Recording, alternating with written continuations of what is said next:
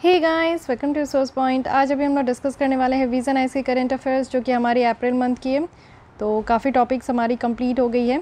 आज हम लोग स्टार्ट करने वाले हैं localisation of sustainable development goals, और यहाँ पे एक और टॉपिक देखेंगे UIDAI के बारे में। तो चलिए स्टार्ट करते हैं। अगर टाइम बचता है तो मैं यहाँ पे थर्ड टॉपिक भी पिक कर लूँगी, बट अगर आप लोग फर्स्ट लेसन नहीं देखे हो तो आई बटन पे क्लिक करके ज़रूर फर्स्ट लेसन देख लीजिएगा। ये एक कॉन्टीन्यूटी में होता है, जिससे कि आपको पहले की भी लेसन अच्छे तरीके से अंडरस्टैंड हो जाए। तो चलिए स्टार्ट करते हैं हम लोग थर्ड टॉपिक आज की, जो कि है localisation of sustainable development goals. तो पहले हम लोग देखते हैं कि न्यूज़ में क्यों है, क्योंकि मिनिस्ट्री ऑफ पंचायती राज के द्वारा एक जॉइंट स्टेटमेंट ऑफ अंडरस्टैंडिंग जो है वो साइन किया गया है, और वो भी साइन किया गया है यूनाइटेड नेशन डेवलपमेंट प्रोग्राम के साथ। तो सबसे पहले तो समझते हैं कि ये सस्टेनेबल डेवलपमेंट गोल है क्या। देखिए मेनली क्या है कि टोटल यहाँ पे 17 सस्टेनेबल डेवलपमेंट गोल्स लाया गया, जिसमें कि डिफरेंट 17 गोल्स है, और ये जो है आपका यूनाइटेड नेशन की तरफ से लाया गया, यानी कि United nation sustainable development summit हुई थी 2015, जिसमें कि ये निकल कर आया कि चलिए 15 साल का एक गोल हम लोग टारगेट जो है वो सेट करते, और हर एक फील्ड में हम लोग सस्टेनेबली डेवलपमेंट करेंगे।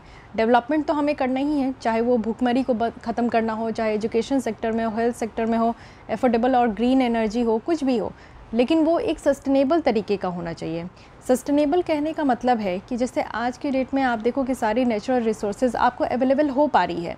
इट मीन्स कि जितनी आपको सन की एनर्जी चाहिए वो मिल रही है, जितनी वाटर है वो मिल रही है, जितनी एयर आपको चाहिए वो मिल रही है।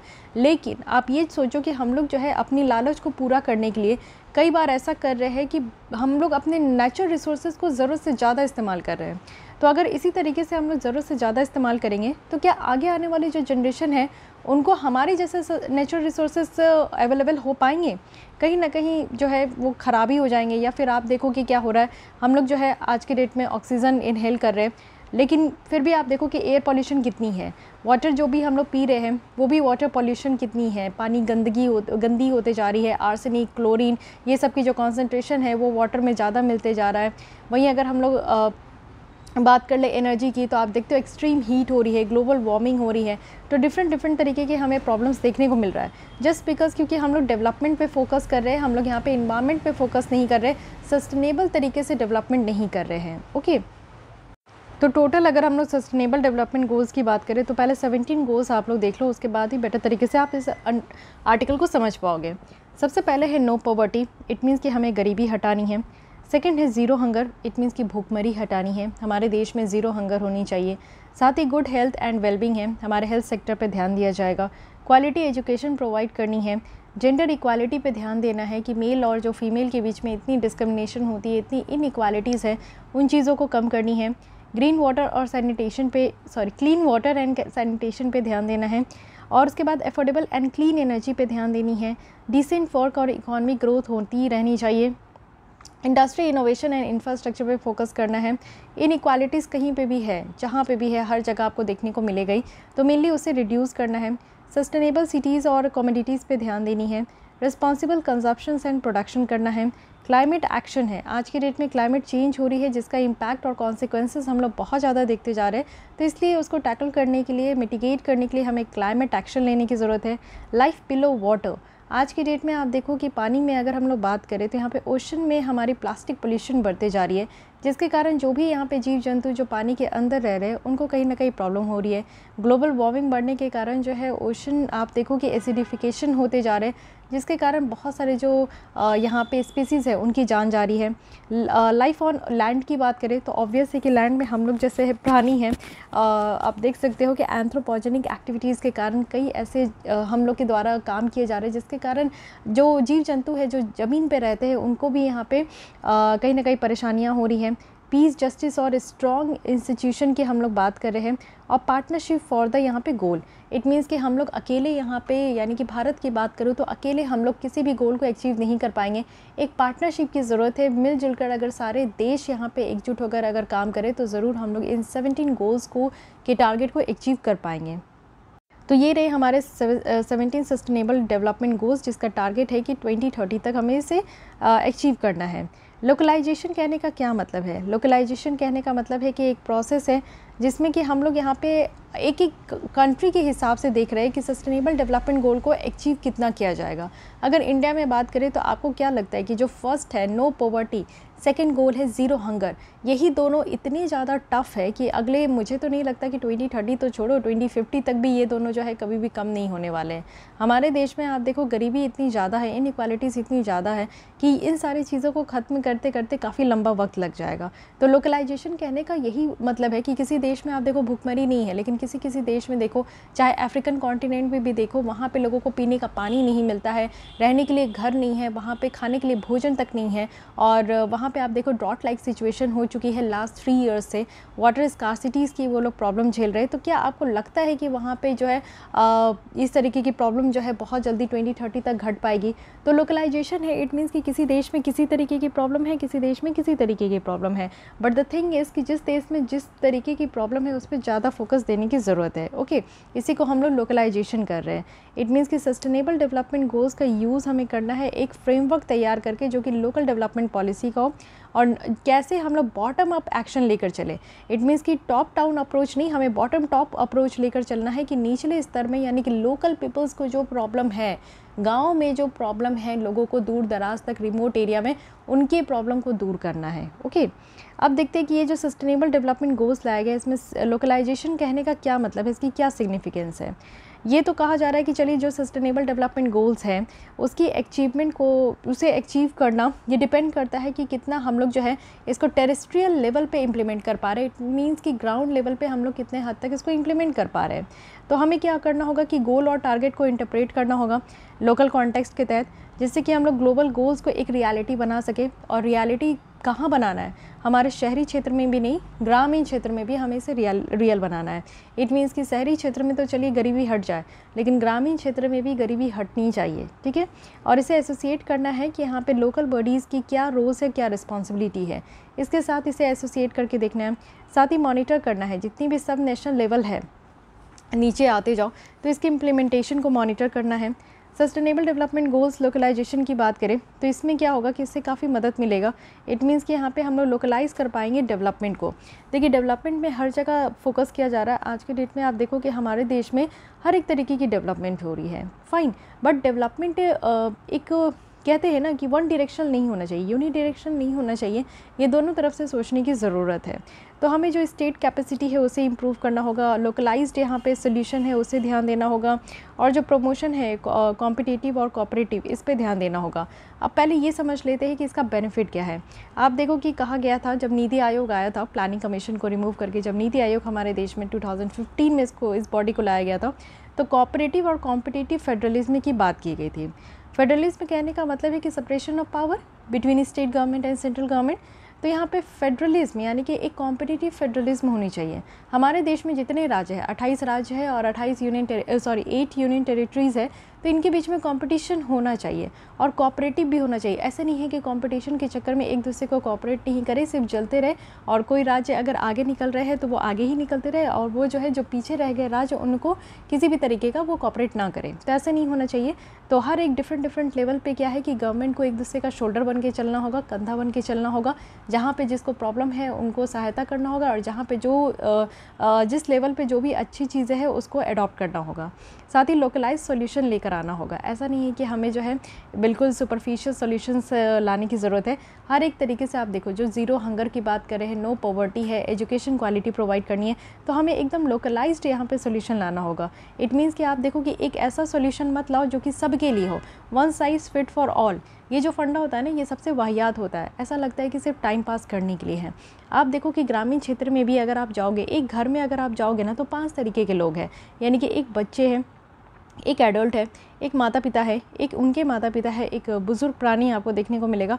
तो कम से कम 3 से 4 जनरेशन होते हैं घर पे, और इसमें आप देखोगे कि हर किसी की नीड पूरी डिफरेंट होती है। अगर बच्चे भी है तो बॉयज़ एंड गर्ल्स है, और हर एक बच्चों की नीड पूरी होती है, उनका नीड फुलफ़िल करने का तरीका अलग होता है। तो इसलिए आप देखो कि अगर एक साइज़ के जूते ले और कहो कि घर में 5 सदस्य पाँचों उसको पहने, तो ये तो पॉसिबल नहीं है। उसी तरीके से हमारा देश है कि हमारे देश में बहुत डाइवर्सिटी है।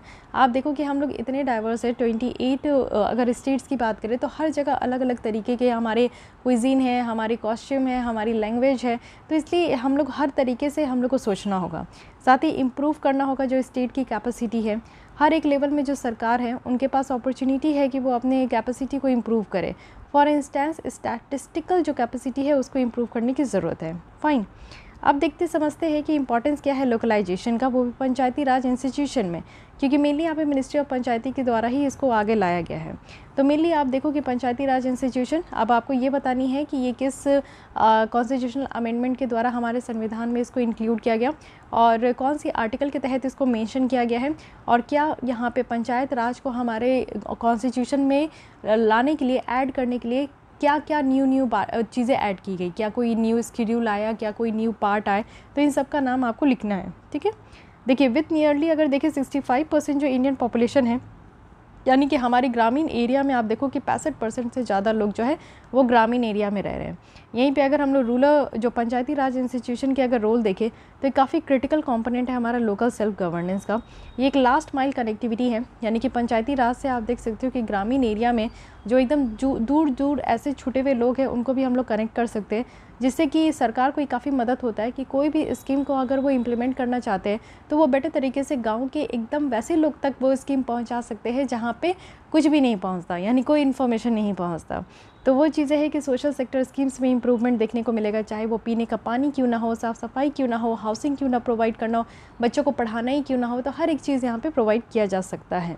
अगर लोकलाइजेशन की बात करें सस्टेनेबल डेवलपमेंट गोल का, वो भी पंचायती राज इंस्टीट्यूशन के लेवल पे, तो इससे क्या होगा कि सस्टेनेबल डेवलपमेंट गोल को हम लोग अचीव कर पाएंगे और लोकल प्रायोरिटीज़ को टॉप में रखे, यानी कि आप देखो कि लोकल लोगों की सबसे ज़्यादा उनकी डिमांड क्या है, उनकी प्रायोरिटीज़ क्या है, उसको अगर हम लोग दिमाग में रखते हैं तो इससे हम लोग बेटर तरीके से यहाँ पे इम्प्रूव भी कर पाएंगे। बट इसकी जो सक्सेस है वो डिपेंड करता है कि कितनी अवेयरनेस है।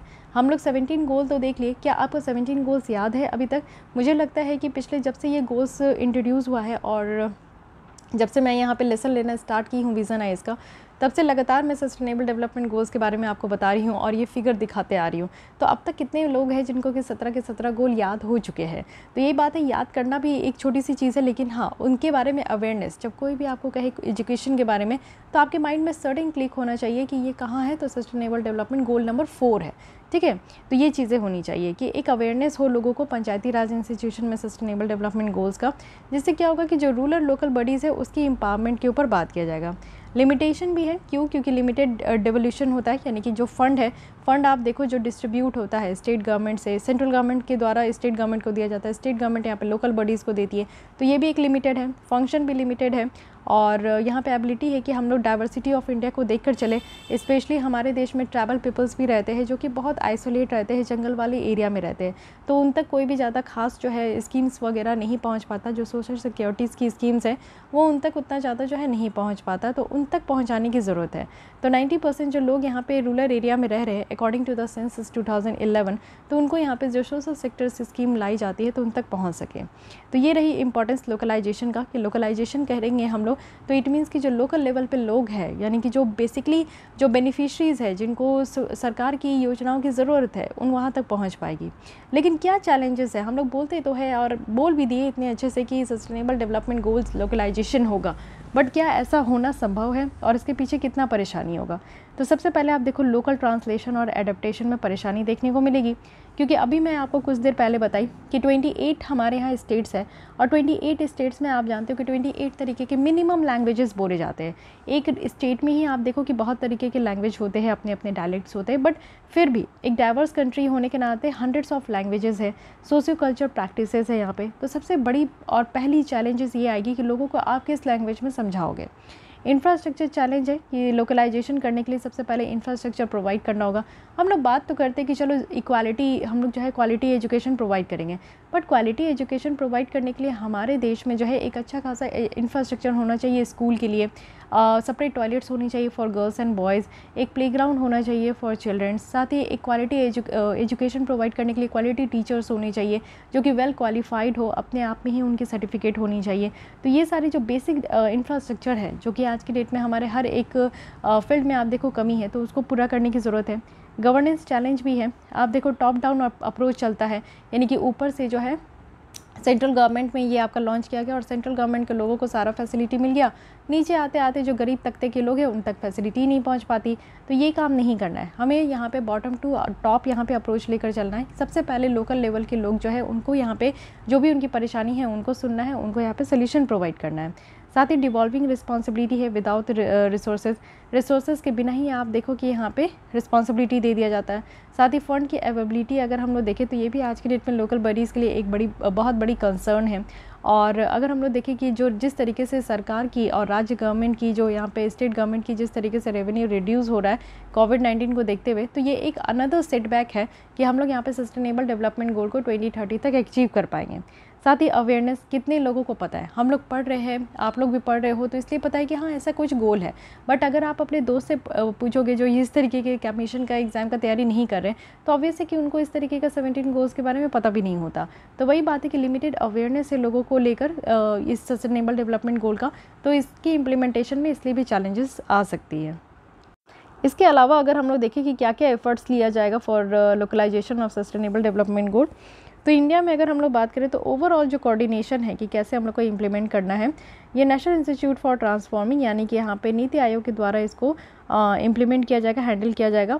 इनमें यहाँ पे देखा जाएगा कि एडॉप्शन और मॉनिटरिंग यानी कि सस्टेनेबल डेवलपमेंट गोल्स का हमारे देश में कितना अडॉप्ट किया जा रहा है, कितना मॉनिटर किया जा रहा है, उसी हिसाब से हम लोग कॉम्पिटिटिव और जो कॉम्पिटिटिव फेडरलिज्म है उसको हम लोग प्रमोट करेंगे। नीति आयोग के द्वारा आप देखो कि एक एनुअल यहाँ पे सस्टेनेबल डेवलपमेंट इंडेक्स रैंक भी यहाँ पे लॉन्च किया गया है 2018 से, जो कि नीति आयोग क्या करती है कि हर एक स्टेट और यूनियन टेरिटरीज़ को ये देखती है कि 17 गोल्स में से कितने यहाँ पे इम्प्रूवमेंट हुए हैं हर एक फील्ड में और कितना इम्प्रूवमेंट करना बाकी है। वहीं अगर कुछ एग्जाम्पल देख लेते हैं कि सक्सेसफुल लोकलाइजेशन भी हुआ है, आंध्र प्रदेश का एग्जाम्पल लीजिए। आंध्र प्रदेश में यहाँ पे नवरत्न नल्लू आया है। ये एक 9 फ्लैगशिप प्रोग्राम है जो वल्नरेबल कम्युनिटीज़ होती है, जिनको किसी भी तरीके का सुख सुविधा नहीं मिल पाता है, उस तरीके के लोगों तक यहाँ पे इस स्कीम को पहुँचाना है।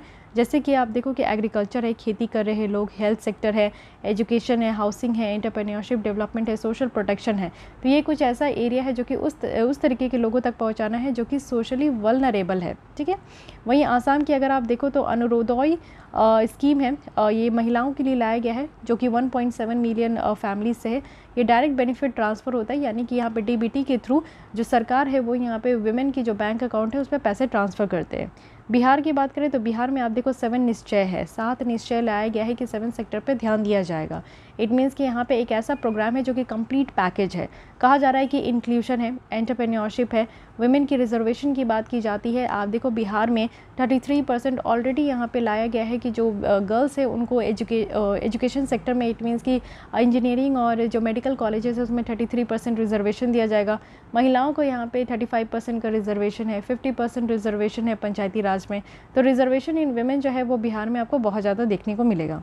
गोवा की बात करूँ तो ये दयानंद सोशल सिक्योरिटी स्कीम्स है फॉर सिंगल वुमेन, जो सिंगल वुमेन है या फिर विडो हो गई है, या फिर ऐसे लोग जिनको HIV एड्स है, या फिर दिव्यांग लोग हो गए, या फिर सीनियर सिटीजन्स हो गए, या फिर कुछ ऐसे वल्नरेबल कम्युनिटीज़ जो कि अपनी डे टू डे लाइफ की बेसिक नीड्स भी पूरा नहीं कर पाते, तो उन तक पहुँचाने के लिए गोवा का स्कीम है दयानंद सोशल सिक्योरिटी स्कीम, जो कि बहुत अच्छे तरीके से ये रन कर रहा है। सेकेंड है यहाँ पे स्वयं पूर्ण मित्रास, यानी कि सेल्फ रिलायंस को प्रमोट करना। इट मीन्स कि आत्मनिर्भर बनने के लिए भी गोवा में इस तरीके का स्कीम लाया गया है। वहीं मध्य प्रदेश की बात करें तो यहाँ पे मध्य प्रदेश में जो डिसएग्रीगेटेड यहाँ पे डेटा होता है स्पेसिफिक इंडिकेटर्स में, उसमें मंथली कलेक्शन करना, और ये रिलेटेड होता है वल्नरेबल पॉपुलेशन ग्रुप का, और नोटिफिकेशन देना। जो 50 एस्पिरेशनल ब्लॉक है आज की डेट में आप देखो कि तो एस्पिरेशनल जो ब्लॉक है यानी कि अति पिछड़ा जो जगह है उस तरीके पे भी यहाँ पे मध्य प्रदेश पे ध्यान दिया जा रहा है।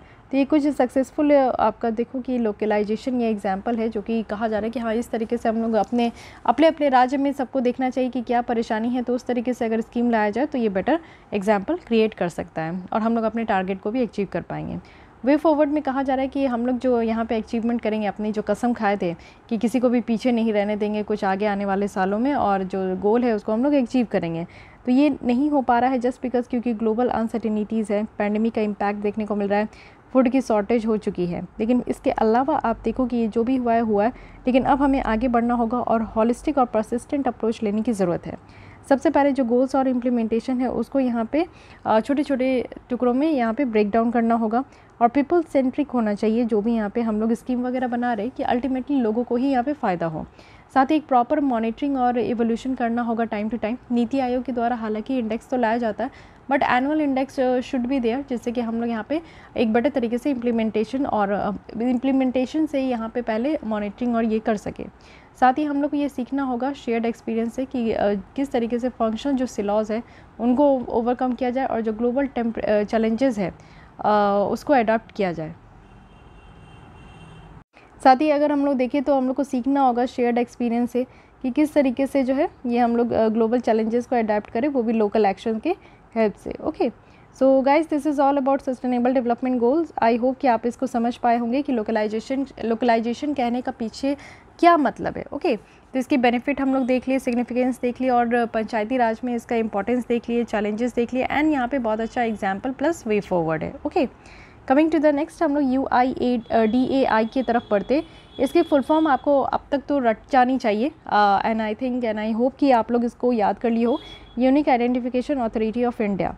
रिसेंटली क्या हुआ है कि कैग के द्वारा ऑडिट किया गया है यानी कि UIDAI की फंक्शनिंग को, और इसको पार्लियामेंट के सामने रखा गया है। और ऐसा भी इनके द्वारा ये फाइंड आउट किया गया है कि जो डेटा स्टोर किया जाता है आधार डेटा वोल्ट में इंस्टीट्यूशन में, ये वल्नरेबल है।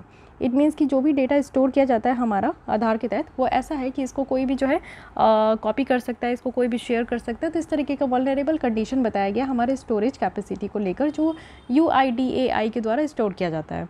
अब यहाँ पे उससे पहले हम लोग इस जो ऑर्गेनाइजेशन है इसके बारे में समझते हैं। ये एक स्टैट्यूटरी अथॉरिटी है क्योंकि इसका कानून बनाकर इस अथॉरिटी को, बॉडी को बनाया गया है, और ये है आधार एक्ट 2016 का। Aadhaar targeted delivery of financial and other subsidies benefit service act है। ये क्या है कि आप देखो ministry of electronics and information technology के तहत ये इसकी जुरिस्डिक्शन है। इसको इस्टेब्लिश किया गया था 2009 में, और ये प्लानिंग कमीशन के साथ ही ये उसी के साथ ये फंक्शन करता है। इसमें आप देखो 12 डिजिट यूनिक आइडेंटिटी नंबर है जिसको आधार कहा जाता है। और 2021 तक अगर हम लोग देखें तो UIDAI की तरफ से 131 करोड़ तक का आधार नंबर जो है इशू किया जा चुका है। अब देखते हैं कि जो कैग के द्वारा ये फाइंडिंग की गई है उसमें क्या क्या पता चला है। तो ये जो फाइंडिंग है ये फर्स्ट परफॉर्मेंस है जो कि हमारा UIDAI के द्वारा बताया जा रहा है, और 4 साल के पीरियड में यानी कि 2015 से 2019 के बीच में ये पहली बार है जो कि कैग UIDAI की रिपोर्ट को सबमिट कर रहे हैं। ठीक है, तो 2010 में इसको लॉन्च किया गया, और आधार डेटाबेस में आप देखो आज की डेट में मार्च 2021 तक ये 1.29 बिलियन रिकॉर्ड है, यानी कि 1.29 बिलियन जो है यहाँ पे लोगों की रिकॉर्ड इस ऑर्गेनाइजेशन के तहत है। अब फाइंडिंग देखते क्या क्या है। कहा जा रहा है नो रेसिडेंसी प्रूफ, यानी कि आधार नंबर जो है ये ओनली वैसे इंडिविजुअल को यहाँ पे इशू किया गया जो कि यहाँ पे 182 डेज़ या फिर इससे ज़्यादा या फिर 12 महीना से जो है इंडिया में रह रहे हैं। तो फिर भी आप देखो इंडिया में रह रहे हैं, लेकिन आधार कार्ड दिखाने से ऐसा पता नहीं चलेगा कि कौन लोग कितने सालों से इंडिया में रह रहे हैं। हाउएवर अगर देखें तो UIDAI जो है इसमें कोई भी स्पेसिफिक प्रूफ और डॉक्यूमेंट या फिर प्रोसेस है ही नहीं जो कि इस सिस्टम में ये पता कर सके कि कहाँ जो है आधार होल्डर, यानी कि हमारे देश के जो आधार होल्डर है जिनको आधार कार्ड मिला है वो पिछले 12 महीना 6 महीना से कहाँ रह रहे हैं, ऐसा कोई प्रूफ नहीं है। सेकेंड पॉइंट ये कहा गया कि जो बच्चों का बाल आधार कार्ड बनाया जा रहा है उसके बारे में कहा गया कि जो बच्चों का बाल आधार कार्ड बनाया जाता है यानी कि वैसे बच्चे जिनकी एज 5 साल से कम है, तो ये अगेंस्ट है, यानी कि जो आधार कार्ड की जो यहाँ पे जो भी प्रोविज़न रखा गया है उसके अगेंस्ट कहा जा रहा है। और इसमें बहुत ह्यूज कॉस्ट आया है, यानी कि यूनिकनेस जो बायोमेट्रिक आइडेंटिटी का इसको कंफर्म किया जा रहा है जो कि यूजुअली ये यंग एज में नहीं होता है, तो ये काफ़ी कॉस्टली है ऐसा काम करने के लिए। डेटा प्रोटेक्शन की बात करें तो कहा जा रहा है डेटा प्रोटेक्शन में 0 है, यानी कि one of the largest world का लार्जेस्ट बायोमेट्रिक डेटाबेस है UIDAI, बट यहाँ पे डेटा अचीविंग पॉलिसी जो है वो ख़त्म है, और जो स्टोरेज मैनेजमेंट है वो भी बहुत पुअर है। डी डुप्लीकेशन की अगर हम लोग बात करें तो UIDAI के द्वारा आप देखो इरीज बेस्ड ऑथेंटिकेशन फीचर्स जो है वो इंट्रोड्यूस किया जाता है फॉर इनरोलमेंट फॉर आधार, जैसे कि आधार को इशू करना है with same biometric data, faulty यहाँ पे बायोमेट्रिक है या फिर डॉक्यूमेंट्स है जो कि डिफरेंट कंट्री के लोग रहते हैं तो वो भी यहाँ पे इस तरीके का डुप्लीकेट आधार कार्ड बना के जी रहे हैं। ठीक है, 2019 में ये कहा गया कि था कि UIDAI के द्वारा मोर देन यानी कि 4.75 लाख तक का जो आधार होल्डर थे उनका आधार को कैंसिल किया गया था, जस्ट बिकॉज क्योंकि वो भी समझ रहे हैं कि डुप्लीकेशन बहुत ज़्यादा हो रहा है। डेटा मैचिंग की बात करें तो सारे जो आधार नंबर है वो यहाँ पे डॉक्यूमेंट के साथ इसको पेयर नहीं किया गया था जो भी पर्सनल इन्फॉर्मेशन के साथ ये रिलेटेड है, यानी कि होल्डर के जो भी यहाँ पे आधार कार्ड जिसके पास भी है तो उनकी पर्सनल इन्फॉर्मेशन के साथ जो है उसको पेयर नहीं किया गया है।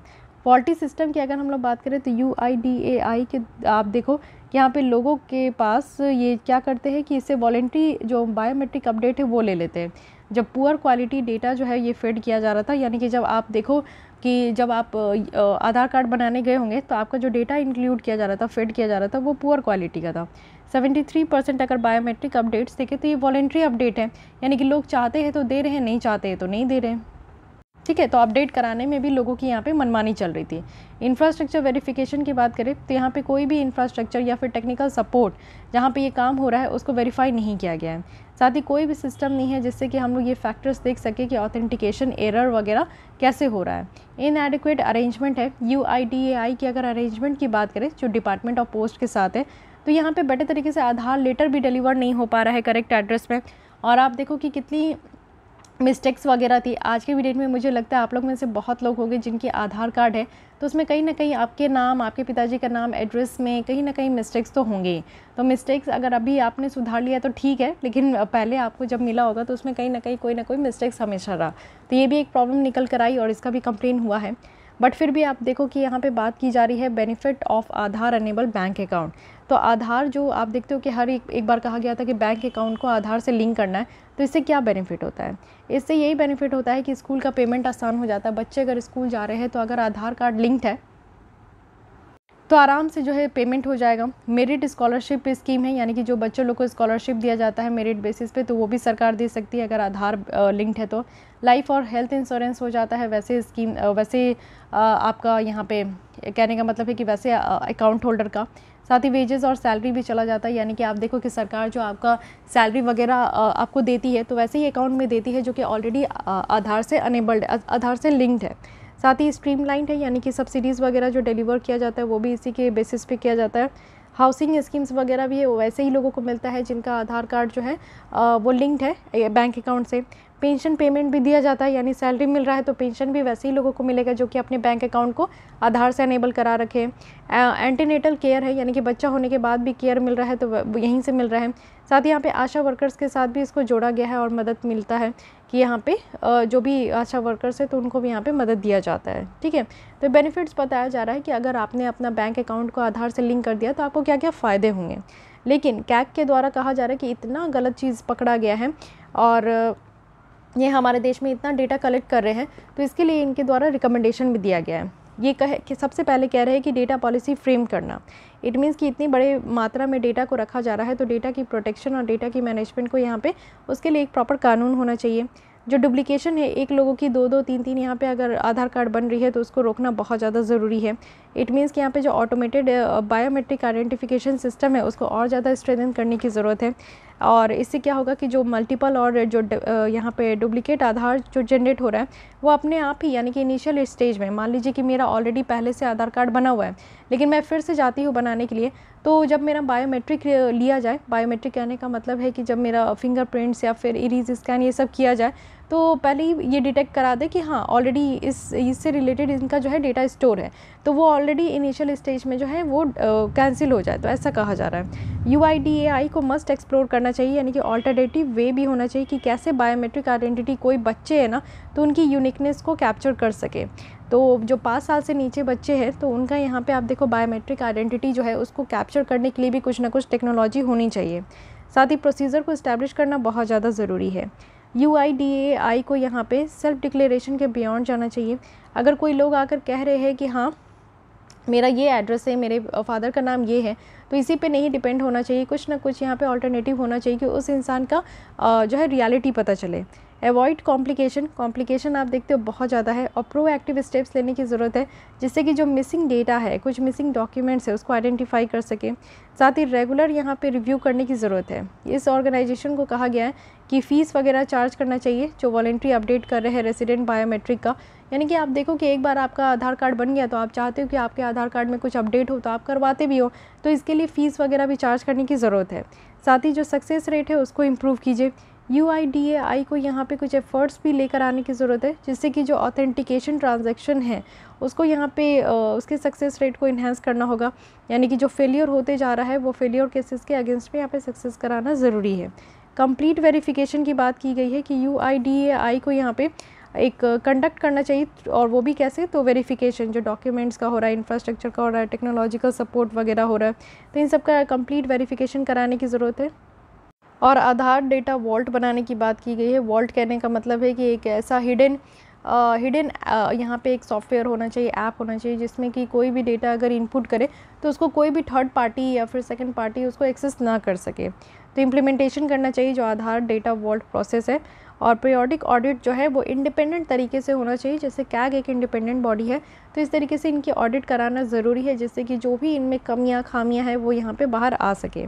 अब देखिए अदर प्रिवलेंट इशू अगर देखिए कि आधार में और क्या क्या इशू है, तो फर्स्ट है अनरिलेबल डेमोग्राफिक डिटेल्स है। डेमोग्राफिक डिटेल्स अगर हम लोग आधार कार्ड में देखें तो ये भी अनवेरीफाइड और अनरिलेबल है, यानी कि जो भी हमारे आधार कार्ड में जो भी डिटेल्स डाला गया है तो क्या उसको कहीं पे भी जाके कोई वेरीफाई किया है कि क्या आपका नाम सही है, आपके फादर्स नेम सही है, आपका एड्रेस सही है? नो, ये बिल्कुल भी ऐसा नहीं हो रहा है। फ्रॉड प्रोन आधार इनेबल यहाँ पे पेमेंट सिस्टम है, यानी कि आप देखो कि बहुत ही गलत तरीके से यहाँ पे जो पेमेंट सिस्टम है उसमें कहा जाता है कि आधार कार्ड से लिंक कीजिए, अनेबल कीजिए, तो वो भी गलत तरीके से हो रहा है। कंसेंट की अगर हम लोग बात करें तो यहाँ पे कोई भी इन्फॉर्म्ड कंसेंट नहीं लिया जाता है डेटा को यूज़ करने के लिए।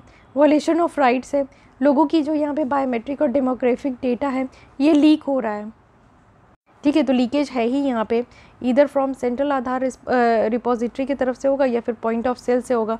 तो यानी कि यहाँ पे जो आम जनता है, हम लोग जो भरोसा करके इस तरीके का आधार कार्ड बना रहे हैं और अपनी बायोमेट्रिक और जो पर्सनल डेटा है वो यहाँ पे प्रोवाइड करके आ रहे हैं, तो कहीं ना कहीं हमारी यहाँ पे जो फंडामेंटल राइट है वो वायलेट हो रही है। साथ ही आप देखो एग्जिट ऑप्शन है, यानी कि एब्सेंस है एग्जिट ऑप्शन का, जिससे कि हम लोग UIDAI डेटाबेस यहाँ पे ले सकें। लैक ऑफ अकाउंटेबिलिटी है, अगर इस ऑर्गेनाइजेशन के बारे में बात करें तो यहाँ पे अकाउंटेबिलिटी की कमी है पार्लियामेंट को लेकर।